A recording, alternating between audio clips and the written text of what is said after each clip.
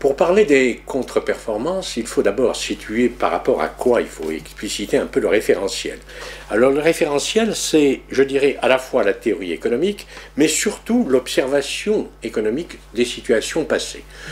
Je dirais que pendant le 19e siècle et une bonne partie du 20e siècle, jusqu'aux années 70, nous avons eu l'innovation comme moteur du progrès technique lui-même à l'origine de la croissance, croissance elle-même productrice de plein emploi.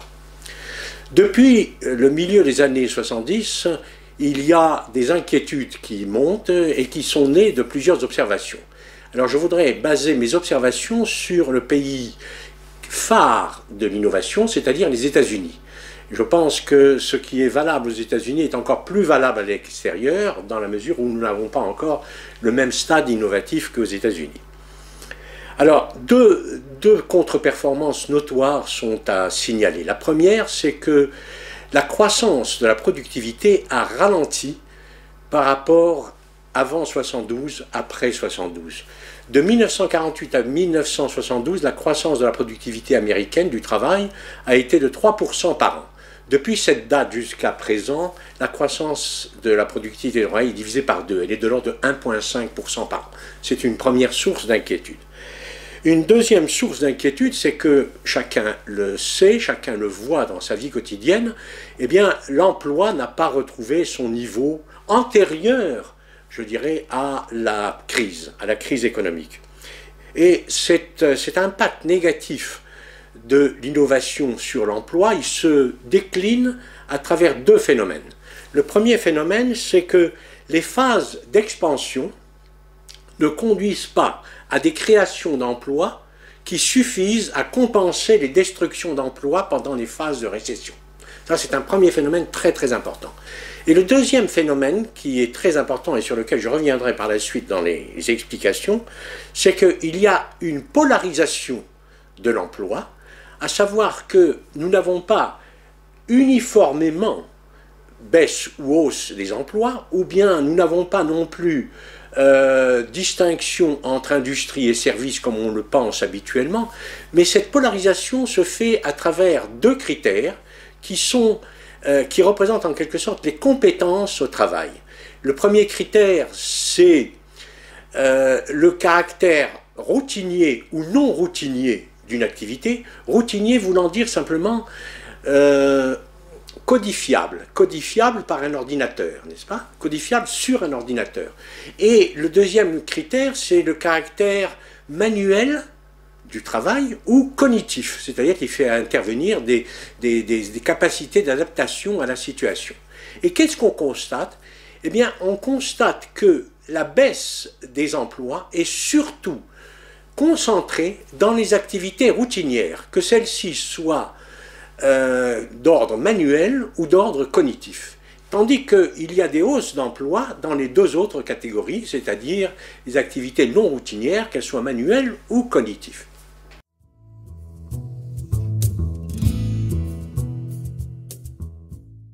L'ère numérique dans laquelle nous vivons, c'est-à-dire les innovations de cette révolution industrielle que nous vivons, eh bien, elles ont comme capacité, ces innovations, de remplacer le travail codifié, c'est-à-dire les emplois requérant des compétences codifiées par des automatismes. C'est une des premières raisons, et c'est une raison qui a été fort abondamment illustrée et qui peut paraître relativement inquiétante. Et la deuxième, enfin toujours dans le même ordre d'idée, dans la même raison, c'est que ça recouvre, cette polarisation dont je parlais tout à l'heure, recouvre un peu la distribution des salaires. C'est-à-dire que les salaires médians, c'est-à-dire intermédiaires, sont ceux qui correspondent le plus aux activités routinières, qu'elles soient manuelles ou cognitives. D'où l'inquiétude considérable. C'est les classes moyennes qui subissent de plein fouet cette révolution industrielle. D'autre part, eh bien, le fait qu'il y ait un tel écart entre les extrêmes et la classe moyenne fait qu'il y a eu une croissance des inégalités qui devient elle-même fort importante et qui questionne un peu le devenir de cette situation.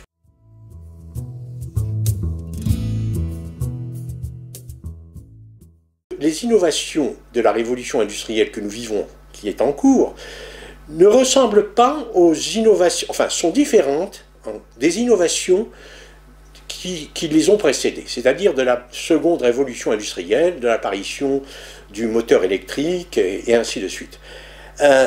En quoi elles sont différentes? On distingue grosso modo trois types d'innovations. Les innovations dites de remplacement, les innovations dites de rationalisation et les innovations que j'appellerais autonomisantes. En quoi consiste... Alors les premières, leur nom est suffisamment parlant pour exprimer ce qu'elles veulent dire.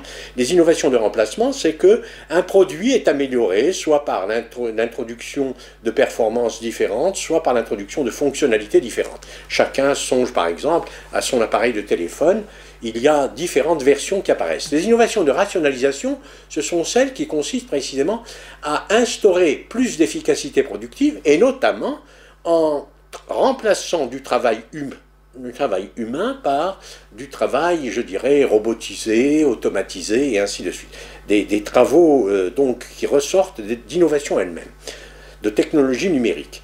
Et puis les innovations autonomisantes, elles possèdent trois caractéristiques. La première, c'est qu'elles sont des innovations de rupture. On les appelle disruptives. De rupture, ça veut dire qu'elles remplacent complètement une technologie ancienne par une nouvelle. Deuxièmement, elles sont à la source d'une demande nouvelle, vraiment nouvelle et importante. Et d'autant plus importante qu'elles concernent plusieurs activités, qu'elles ont des applications dans plusieurs domaines. Et la troisième caractéristique de ces innovations autonomisantes, c'est qu'elles s'accompagnent de modes de vie spécifiques qui, en quelque sorte, les valorisent et les rend plus productives et les rend donc porteuses de plus grandes vertus au niveau économique. Or, on constate qu'aujourd'hui, les innovations autonomisantes sont bien moins nombreuses que les innovations de remplacement et les innovations de rationalisation. Ce sont les innovations de remplacement qui sont les plus importantes. Savoir pourquoi il en est ainsi est une question extrêmement importante et sur laquelle on a des pistes de réflexion, mais non encore de réponse totalement définitive.